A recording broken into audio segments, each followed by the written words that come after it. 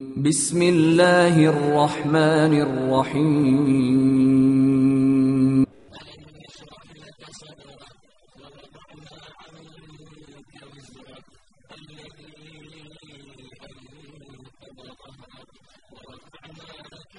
Marcus publication സമകാലിക സമൂഹത്തിന് പുതിയ അറിവനുഭവങ്ങൾ പകർന്നു നൽകാൻ മാർക്കസ് ഒരുക്കുന്ന വിജ്ഞാന തീരം. അനുവാചക ലോകത്തിന് ആവശ്യമായതെന്തും ആധികാരിക സ്രോതസ്സിൽ നിന്നും ആദായ വിലയിൽ ലഭിക്കുന്ന പ്രസിദ്ധീകരണ കേന്ദ്രം മാർക്കസ് പബ്ലിക്കേഷൻ. أعوذ بالله من الشيطان الرجيم. بسم الله الرحمن الرحيم. نحمده ونستعينه ونؤمن به ونتوكل عليه ونعوذ بالله من شرور أنفسنا ومن سيئات أعمالنا. من يهده الله فلا مضل له ومن يضلل فلا هادي له. نشهد أن لا إله إلا الله ونشهد أن محمدا عبده ورسوله أرسله بالهدى ودين الحق ليظهره على الدين كله ولو كره المشركون. اللهم صل وسلم وبارك على رسولك وحبيبك سيدنا محمد وعلى آل وأصحاب سيدنا ومولانا محمد وعلى جميع الأنبياء والمرسلين ومن اقتدى بهديهم إلى يوم الدين. أما بعد. ബഹുമാനപ്പെട്ട ഇമാം ഗസാലി റളിയല്ലാഹു അൻഹു, ആ ഇമാം ഗസാലി റളിയല്ലാഹു അൻഹുവിന്റെ ഒരു ഉദ്ധരണി ഞാൻ എല്ലാ മുസ്ലിമീക്കും മുതഅല്ലിമീക്കും വേണ്ടി വായിക്കാൻ. ഞാൻ എന്റെ മകനോട് ഈ അടുത്ത് പറഞ്ഞിട്ട് തീർത്തും നീ ശരിക്കും നോക്കി വെക്കണം, എല്ലാ മുതഅല്ലിമീങ്ങളും നോക്കണം. ബഹുമാനപ്പെട്ടവർ ഒരു വിഷയം പറയുന്നു, ഇത്തരത്തിൽ വിവാദങ്ങൾ ഉണ്ടാകുന്ന ഞാൻ ആദ്യം പറഞ്ഞില്ല, ഇതൊന്നും നമ്മൾ ഇഷ്ടപ്പെട്ട വിഷയമല്ല.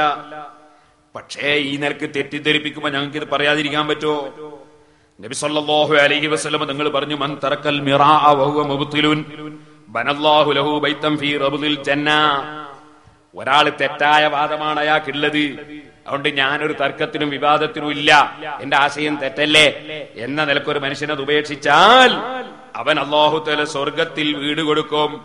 വമൻ തറക്കൽ മിറാഅ, വല്ലവനും തർക്കങ്ങൾ ഒഴിവാക്കിയാൽ വഹുവ മുഹിഖുൻ, വാസ്തവത്തിൽ അവൻ ഹക്ക് പറയുന്നവൻ തന്നെയാണ്. എന്നാലും പരമാവധി വിവാദം വേണ്ടാന്ന് വെച്ചാൽ ബനല്ലാഹു ലഹു ബൈതൻ ഫീ അലൽ ജന്ന, സ്വർഗത്തിന്റെ മേലെ അല്ലാഹു തആല വീട് കൊടുക്കും. പരമാവധി വിവാദമില്ലാതെ ഒപ്പിക്കണം എന്നാണ് നമ്മളൊക്കെ എപ്പോഴും ശ്രമിക്കുക, കാന്തപുരസ്താദ് പ്രത്യേകിച്ചു. പക്ഷേ ഈ രൂപത്തിൽ തെറ്റിദ്ധരിപ്പിച്ചാൽ മുഅ്മിനീങ്ങൾ ഈമാൻ തെറ്റിപ്പോവില്ലേ? അപ്പൊ നമുക്ക് പറയാതിരിക്കാൻ പറ്റുമോ? ബഹുമാനപ്പെട്ട മൂസാ നബി അലൈഹി സലാം ചോദ്യം ചെയ്തതുപോലെ ആയി പോവില്ലേ സുഹൃത്തുക്കളെ? എന്നാൽ ഇമാം ഗസാലി റളിയല്ലാഹു അൻഹു ഈ വാചകം, ഈ ഹദീസ് ഉദ്ധരിച്ചിട്ട് പറയാണ്, വലാ യംബഗി അൻ യഖദക ശൈത്താനു, പിശാച് നിന്നെ ചിലപ്പോ പറ്റിക്കും. വയഖൂലു ലക, നിന്നോട് പിശാച് പറയും, അദ്ഹിരിൽ ഹഖ വലാ തുദാഹിൻ ഫീഹി, നീ സത്യം പറ, നീ ആരെയും സോപ്പിടണ്ട എന്ന് പറഞ്ഞിട്ട് ചിലപ്പോ ഇല്ലാത്ത വിവാദങ്ങൾ ഉണ്ടാക്കാൻ നിന്നെ ശൈത്താൻ പ്രേരിപ്പിക്കും. ഫൈന ശൈത്താന അബദൻ യസ്തജിറുൽ ഹംഖാ ഇല ശരി ഫീ മാരിലിൽ ഖൈരി, നല്ല വിഷയായത് എന്നൊക്കെ പറഞ്ഞിട്ടാണ് പലപ്പോഴും ശൈത്താൻ നിന്നെ കൊണ്ടുപോയി അതാ പറ്റിക്കാൻ ശ്രമിക്കുക. ശൈത്താന്റെ പരിപാടിയാണ്.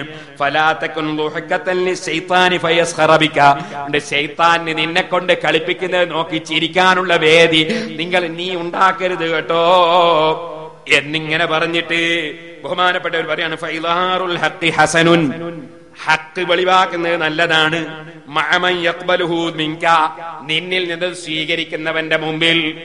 എന്തേ ഞങ്ങൾക്ക് ഫോണിലൂടെ ഇങ്ങ് പറഞ്ഞൂടെ എന്ന് ചോദിക്കുന്നില്ലേ? ഇമാം ഗസാലി റളിയല്ലാഹു അൻഹു പറയാണ്, സ്വീകരിക്കുന്നവന്റെ മുമ്പിലാണ് ഹക്ക് വെളിവാക്കേണ്ടത്.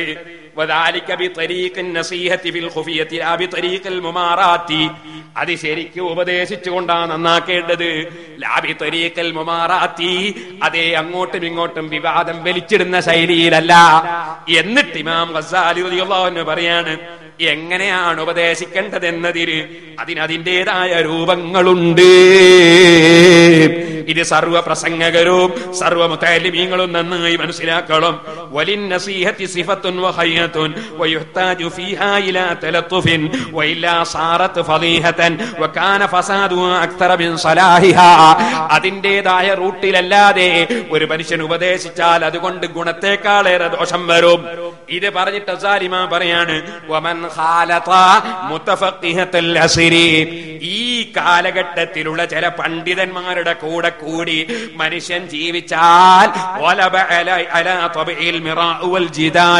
അവനിങ്ങനെ വിവാദം വലിച്ചിടണമെന്ന ഒരു പ്രകൃതി അവന് സംഭവിച്ച്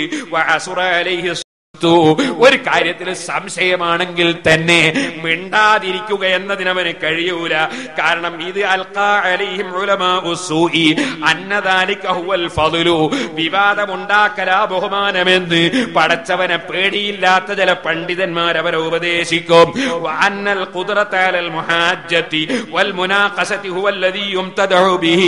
തർക്കം കൂടലാണ് ഒരുത്തന്റെ പവർ എന്ന് അവരെ മനസ്സിലതാ തോന്നിപ്പോകും.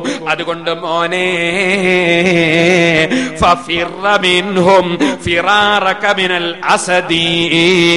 അത്തരം വിവാദം വലിച്ചിടുന്ന ഇക്കാലഘട്ടത്തിലുള്ള പണ്ഡിതന്മാരിൽ നിന്ന് നീ സിംഹത്തെ കണ്ടാലും നരിയെ കണ്ടാലും ഓടിയൊളിക്കുന്നത് പോലെ നിന്റെ ഈമാന് രക്ഷിക്കാൻ വേണ്ടി അത്തരം പണ്ഡിതന്മാരെ വലിച്ചെറിഞ്ഞു ഓടിക്കമോനെ. അല്ലാഹുവിന്റെ പൊരുത്തം ചിന്തിക്കാതെ വിവാദം വലിച്ചിട്ട് പറയുന്ന ഇത്തരം പണ്ഡിതന്മാര്, അവരെ കാണുമ്പോ നിന്റെ ശരീരം തിന്നാൻ വരുന്ന സിംഹത്തേക്കാൾ, നിന്റെ ശരീരം തിന്നാൻ വരുന്ന നരിയേക്കാൾ, പുലിയേക്കാൾ നീ ഭയപ്പെടേണ്ടത് നിന്റെ ഈമാന് കളയുന്നവരെയാണ് കേട്ടോ. ഇമാം ഗസാലി റളിയല്ലാഹു അൻഹുവിന്റെ ബിദായത്തുൽ ഹിദായയിലെ ഉപദേശം ഞാനിതാ SKSSFിൽ പെട്ടുപോയ അവരെ പിന്തുണക്കുന്ന മുഴുവൻ ആളുകളോടും ഇതാ വെറുതെ പറഞ്ഞതല്ല.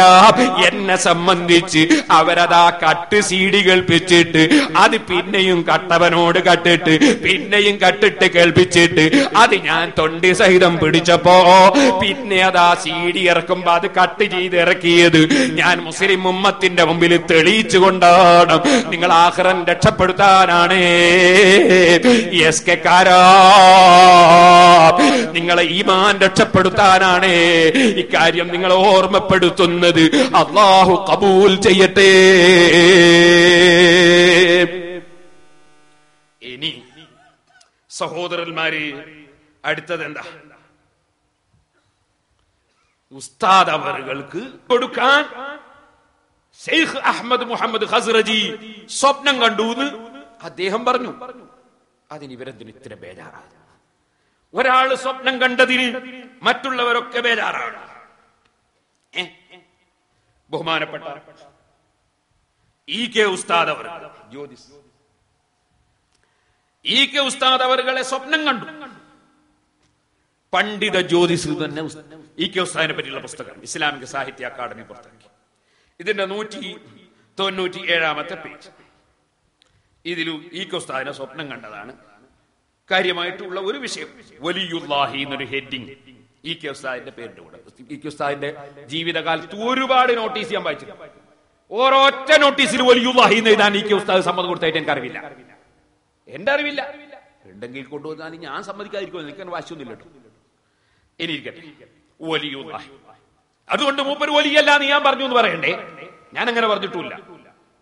EK ഉസ്താദ് വലിയാകുന്നതിന് എനിക്കെന്താ കുഴപ്പം? എന്റെ ഉസ്താദിന്റെ ഉസ്താദ്. പിന്നെ EK ഉസ്താദ് എന്നെ ആശീർവദിച്ചാണ്. ഈ ചിയൂർ അബ്ദുറഹ്മാൻ ഹുസൈൻ ദാരിമിയിൽ ബിരുദത്തിന് വേണ്ടി നന്ദിയിൽ ഓതുമ്പോ പേരോട് ചെറുപ്പക്കാരൻ്റെ ഒന്ന് കാണണോ? ഞാൻ കടമേരി കുഞ്ഞബ്ദാനെയും കൂട്ടിയിട്ട് പോയി EK ഉസ്താദിന്റെ പുറക്ക്. ഞാൻ ഷെയ്ഖുൻ എന്തിനാ കാണണോന്ന് പറഞ്ഞു. അത് നീ ആ കടവത്തൂർ ഭാഗത്തൊക്കെ മുജാഹിദീങ്ങൾക്കെതിരെ നന്നായി പ്രസംഗിക്കുന്നത് കേട്ടോണ്ട് എന്നെ ഒന്ന് കാണാൻ വേണ്ടി വിളിച്ചാണ്. ഞാൻ അന്നും ഉസ്താദിനോട് ചില സംഗതിയൊക്കെ ചോദിച്ച് പഠിച്ചിട്ടുണ്ട്. എനിക്ക് അവിടുന്ന് പൊരുത്തവും തന്നിട്ടുണ്ട്. അതാണ് സുഹൃത്തുക്കളെ, അത് ഈ ചിയൂര് സാക്ഷിയാണ്, കടമേരിക്കുന്നുള്ള സാക്ഷിയാണ്. ഞാൻ വെറുതെ പറഞ്ഞു ആയിരിക്കട്ടെ. ഞാൻ മഹാനവറുകളെ നിസ്സാരപ്പെടുന്ന ആളല്ല. ഇവിടെ മംഗലാപുരത്തിനടുത്ത് എന്താണ് തലപ്പാടി ഒരാള് ഖുതുബക്ക് മുമ്പ് ഒരു പ്രസംഗം, താജുൽ ഉലമ വിളിച്ചിട്ടുണ്ടെങ്കിൽ നീ അവിടെ പോയി വാദപ്രയോഗം നടത്തും. അവൻ തങ്ങൾ പറഞ്ഞാൽ പോകാലോ. പോയി സംവാദത്തിന് മറ്റേ ആൾ വന്നില്ല. ഞാൻ അവിടുന്ന് പ്രസംഗിച്ച് തിരിച്ചു വന്നു. അപ്പൊ അവിടുന്ന് ജുമാന്റെ മുമ്പ് പ്രസംഗിക്കാൻ നിന്നപ്പോ ഒരാൾ പറഞ്ഞു ഇതിന് മറുപടി ഇട്ടാതെ പ്രസംഗിക്കാൻ പറ്റില്ല. അവസാനം ഈ ഉസ്താദിനെ കാണാൻ തീരുമാനിച്ച് ഈ ഉസ്താദിന്റെ വീട്ടിലേക്ക് അവർ ഒന്നായിട്ട് പോയി. ഈ ഉസ്താദിനെ പേരോടും നിങ്ങളായിട്ട് പ്രശ്നം അടങ്ങി, പേരോടും കാര്യം ഇവിടെ പറയണം. നിങ്ങൾ എന്താ വന്ന് പേരോടും കാര്യം ഇവിടെ പറയണം, എന്തിനാ വന്ന്? ഞങ്ങളെ നാട്ടിൽ ഉസ്താദെ ജുമാക്ക് മുമ്പ് ആളൊക്കെ മനസ്സിലാൻ വേണ്ടി ഒരു പ്രസംഗം നടത്തലുണ്ട്. അത് പേരോടൊന്ന് കറാഹത്താന്ന് പറഞ്ഞു. കറാഹത്ത് എന്ന് പറഞ്ഞാൽ പേരോടൊക്കെ ചെറുപ്പക്കാരാണ്, അവർക്ക് അത്രേ പറയാൻ പറ്റുള്ളൂ. അത് ഹറാമാന്നാ പറയേണ്ടിയത്. അതാണ് ഈ കെ ഉസ്താദ്. അല്ലാഹു തആല കൊടുത്ത ദർജ വർദ്ധിപ്പിക്കാൻ. മൂപ്പരെ സംബന്ധിച്ച് ജീവിതകാലത്ത് കറാമത്തുകൾ ഒരുപാട് വെളിവായിട്ടുണ്ട് എന്ന് പറഞ്ഞിട്ട് മരണാനന്തരം ഈ ലോകത്ത് പല കാര്യങ്ങളും നിയന്ത്രിച്ചു കൊണ്ടിരിക്കുന്നു. ശൈഖുന തന്റെ ശിഷ്യന്മാർക്കും സ്നേഹജനങ്ങൾക്കും സ്വപ്നങ്ങളിലൂടെ സന്തോഷ വാർത്തകളും നിർദ്ദേശങ്ങളും നൽകിക്കൊണ്ടിരിക്കുന്നു. അപ്പൊ ഈ കെ ഉസ്താദിന് സ്വപ്നത്തിൽ നിർദ്ദേശം നൽകാം. നബി സല്ലല്ലാഹു അലൈഹി വസല്ലം തങ്ങൾക്ക് നിർദ്ദേശം നൽകാൻ പറ്റൂല. ഇങ്ങനെ വിശ്വസിക്കാൻ പറ്റുമോ മുസ്ലിമീങ്ങളെ? ഈ കെ ഉസ്താദിന് തന്നെ സ്വപ്നത്തിൽ നിർദ്ദേശം നൽകാൻ കഴിയുമെങ്കിൽ ഏത് ഈ കെ ഉസ്താദായാലും എ പി ഉസ്താദായാലും ഏത് വലിയായാലും ഏത് നബിയായാലും വകുല്ലുഹും മിർ റസൂലില്ലാഹി മുൽതമിസു വർഫം മിനൽ ബഹരി ഔ റസ്ഫം മിനദ്ദിയമി. നബിതങ്ങളിൽ നിന്ന് കിട്ടിയ പവർ അല്ലാതെ ലോകത്താർക്കെങ്കിലും ഉണ്ടോ? എന്നാൽ അവിടുന്ന് കിട്ടിയ സ്വപ്നത്തിൽ എന്താ കാര്യമായിട്ടുള്ളത്? ശൈഖുനായുടെ വഫാത്തിന് കുറച്ച് നാളുകൾക്ക് മുമ്പ് NT അബ്ദുള്ള മുസ്ലിയാർ കണ്ട 2 സ്വപ്നങ്ങൾ പ്രത്യേകം പരാമർശിക്കപ്പെടണം. അവ താഴേക്കെടുക്കുന്നു. അങ്ങനെ പട്ടിക്കാട് ജാമിയാനൂരിയ അറബി കോളേജിൽ ശൈഖുന താമസിക്കുന്ന മുറിയിൽ ആരുമില്ലാത്ത സമയത്ത് ശൈഖുന പുറത്തു പോയപ്പോ MT മുറിയിൽ അങ്ങോട്ട് കടന്ന് 2 കട്ടിൽ കണ്ട് ആ കട്ടിലില് ശൈഖുന കിടക്കുന്ന കട്ടില് തെക്ക് വടക്കായിട്ടാണ് ഉള്ളത്. ഒരു ബെഡും ഉണ്ട്, വളരെ പഴകിയിട്ടുണ്ട്. 2ാമത്തെ കട്ടില് കിഴക്ക് പടിഞ്ഞാറ് ദിശയിലാണ് ഉള്ളത്. അതിനുമേൽ കമിത്തിയിട്ടൊരു പായുണ്ട്. തീരെ ലളിതമായ മുറി. ഇതെന്തൊരു സുഹൃതാണ്. MT അറിയാതെ പറഞ്ഞുപോയി. അദ്ദേഹം മുറിയിൽ നിന്ന് പുറത്തു കിടന്ന് അപ്പോൾ ശൈഖുന നടന്നു വരുന്നു. നല്ല ക്ഷീണം, നടത്തം കണ്ടാ വീണു പോകുമോ എന്ന് തോന്നും. ഒരാൾ വന്ന് ഇടത് ഭാഗത്ത് പിടിച്ചു, MT വലതു ഭാഗം പിടിച്ചു. ഏതായാലും ഈ കെ ഉസ്താദ് വീഴാൻ നോക്കുമ്പോ മൂപ്പരാ പിടിച്ച്. ഇരുവരുടെയും സഹായത്തോടെ ശൈഖുന നടന്നു. വല്ലാത്ത ബേജാറ്, പെട്ടെന്നുണർന്നു. മനസ്സിൽ ദുഃഖവും വെപ്രാളവും. എന്താണ് കണ്ട സ്വപ്നത്തിന്റെ അർത്ഥം? ശൈഖുനയുടെ അവസ്ഥ. വെപ്രാളം നിറഞ്ഞ മനസ്സുമായി 3 മഹൽ വ്യക്തികളെ കണ്ടു. തങ്ങൾ ഉസ്താദ്, ഒളവണ്ണ ഉസ്താദ്, കോളേജ് സെക്രട്ടറി AB. ശൈഖുനയെ പ്രത്യേകം ശ്രദ്ധിക്കണം, ആരോഗ്യാവസ്ഥ മോശമാവുകയാണ്. ഇതാണ് MTയുടെ ഒരു സ്വപ്നം. അപ്പൊ ഈ സ്വപ്നത്തിന്റെ അകത്തുക എന്താ? ശംസുൽ ഉലമ വഫാത്തായാല് മൂപ്പരെ ബലത്തെ കൈ പിടിക്കേണ്ട MT ആണല്ലോ. അപ്പൊ നന്ദിയിൽ മുദരിസാണ്ടതാരാ? MT ആണ്. നീ സ്വപ്നത്തിൽ നിന്ന് മനസ്സിലാക്കി. അങ്ങനെ മനസ്സിലാക്കിയിട്ട് ഇതിന്റെ ലാസ്റ്റ് അത് പറയുന്നുണ്ട്. ശംസുൽ ഉലമയുടെ പിൻഗാമി ശൈഖുനയുടെ പാദമുദ്രകൾ വീണ മണ്ണിൽ പിൻഗാമി തികഞ്ഞ സൂക്ഷ്മതയോടെ കാര്യങ്ങൾ നോക്കി നടത്തുന്നു. വലിയ സ്ഥാപനത്തിന്റെ സ്റ്റിയറിംഗ് പിടിക്കുമ്പോൾ കൈകൾക്ക് കരുത്തേകുന്നത് ശംസുൽ ഉലമയിൽ നിന്ന് ലഭിച്ച വെളിച്ചം തന്നെ. ഇതാണ് ഇപ്പൊ ആ സ്വപ്നത്തിന്റെ അകത്തുക. അവിടെ മൂപ്പരാണ് തീർച്ചയായിട്ടുണ്ടത്. പിന്നെ ശംസുൽ ഉലമാന്റെ വലത്തെ കൈ പിടിച്ച ഈ മൂപ്പരെ പിന്നെന്തിനാണ് ഒഴിവാക്കിയെന്ന് എനിക്കിപ്പോഴും മനസ്സിലാകാണ്ടിട്ട്. കാരണം സ്വപ്നത്തിനെതിരാണല്ലോ. ഇവരിപ്പോ അവിടെ ഉണ്ടോ? ഇല്ലല്ലോ. അപ്പൊ ഈ ശംസുൽ ഉലമന്റെ കൈ പിടിച്ച ആൾ അങ്ങനെ അവിടെ നിന്ന് ഒഴിവാക്കാൻ പാടുണ്ടോ എന്നല്ലേ സംശയം വരിക ഇത് വായിച്ചാല്. അങ്ങനെ ഒരു സംശയം ഉള്ളവർക്ക് ഉണ്ടാകാം. എനിക്ക് അതിൽ ഇടപെടേണ്ട ആവശ്യമില്ല, ഞാൻ പറഞ്ഞു തരുള്ളൂ.